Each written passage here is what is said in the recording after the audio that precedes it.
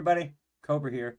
I just wanted to go over the last touches to the Sorcerer before the season closes. So if you want to build it, you can kind of get used to it. And I think it's going to be a great character for next season also. Uh, the one thing I don't like about this season, though, is the Zur event. I don't like tearing my whole character apart to make something else.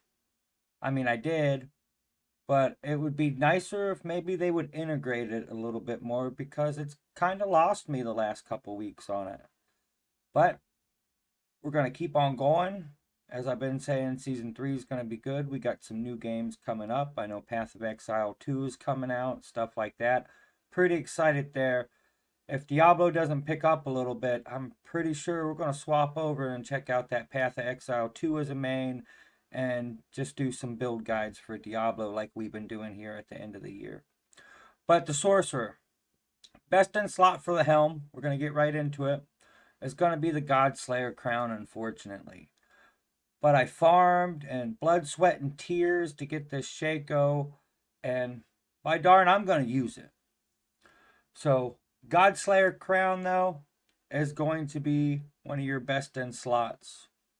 You can also use a regular helmet. I would put armor. You got your cooldown and stuff you put on it. Then you do like a Veer's aspect. If you're going to use Veer's, it gives you a little more defense, and sometimes a little more defense is what you need until you build up a little bit more. As always with the armor, I'm gonna stay with the infinite. I've said this from the beginning to everybody when people were trying to change and not use it. The teleport and the stun are the most important. It gives you the control that you need, especially since you're going to switch over here to this sorcerer style, a different Paragon board to accommodate the new glyph, which I don't like. I don't like tearing everything apart that I worked on to accommodate one glyph. But it is what it is. It gives you some more power. I just wish there was a pot of gold at the end of the rainbow. There's really nothing to force you to do all this, but if you want to be better, then this is what you have to do. With the gloves, we're going to totally switch it up here, and we're going with the Fists of Fate. Now, they must be 280s or higher. I strongly recommend. But you're hitting so many times with so much damage, 9 times out of 10, you got 1/3 you're going to be hitting under what you usually hit, and 2/3 you're going to be hitting over what you usually hit. So since you have so much damage coming out, it makes it very worth it. I like the Fists of Fate. I believe the Rogue uses this item also, the Twisting Blade Rogue. It's kind of the same concept as this character, but I like him only for this character. Any other time, I kind of stayed away. I'm like, it's got no stats. It's only lucky hit, but we're kind of made for lucky hit. Pants, we have to get rid of the Tybalts. We have to put on some Disobedience leggings, preferably plus Lightning Ball, defense, 2 kinds of damage reduction. I prefer close because we're going in close and flat, just because that's what I like myself. But you have to have the Disobedience. You're going to need the armor stat on the helmet and the necklace. That would be most optimal. You got to max out your armor while this is going. You have to get it all because this event is ridiculously hard for the tools that we were given to do it. Boots, I'm going to stay with the heirloom. I just really like the heirloom. You can do the flicker steps. I appreciate the flicker steps. I think they're a staple in a lot of builds. But the heirloom just gives me that little bit more critical strike chance. I like the movement speed after I dodge. I would prefer more movement, more dodges, but kind of locked in. It is what it is. I really appreciate these boots, and I think they're undervalued a lot. Normal things with the weapons. We're going wand, of course. No dagger. Wand for the lucky hit. Totally lucky hit it out. The aspects are basically the same. We moved the lightning ball over to the ring. We lost our mana regain aspect. Like I said, this is not as comfy. It hits like a truck, but you have to transition between the groups. Kind of like playing the Demon Hunter or Diablo 3.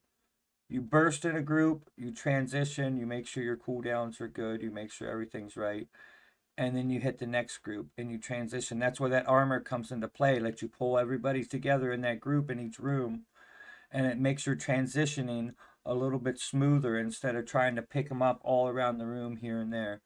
It just gives you the right burst potential that you need to transition smoothly. Talros's ring. I questioned these rings for most of the classes when they came out, but it's a great item. It's a very good item. The one for the Necromancer, I like that one too.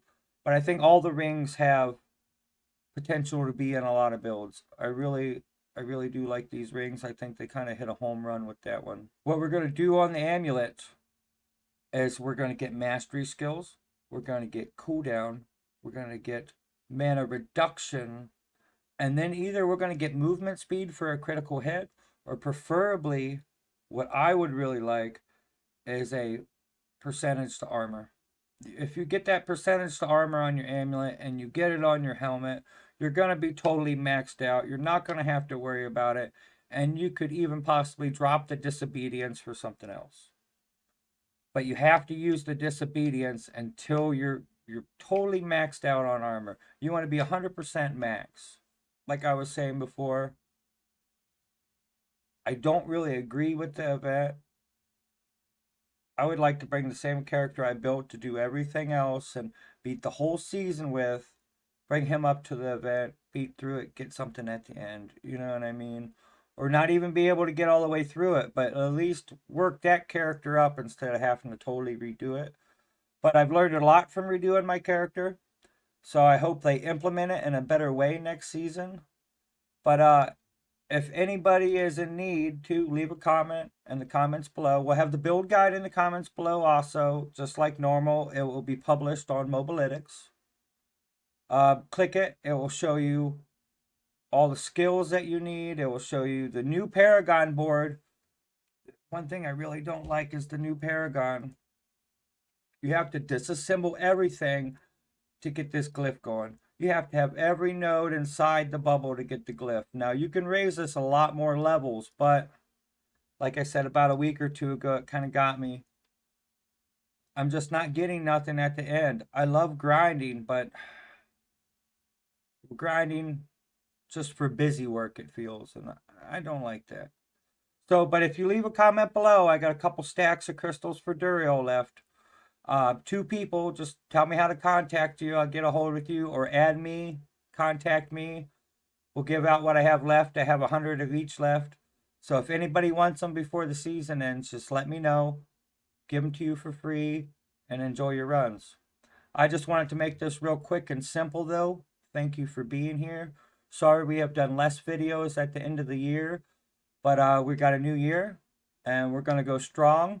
We're waiting for the next season to come out. We're going to be in Path of Exile 2. There's a couple other things coming out we're going to jump in and try. But, I mean, if it's an RPG, we're there.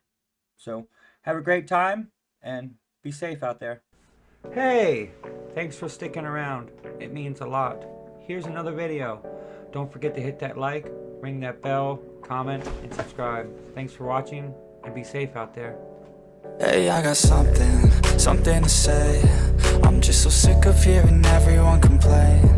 I know it's tough and I know there's pain, but hitting bottom is the only way to change.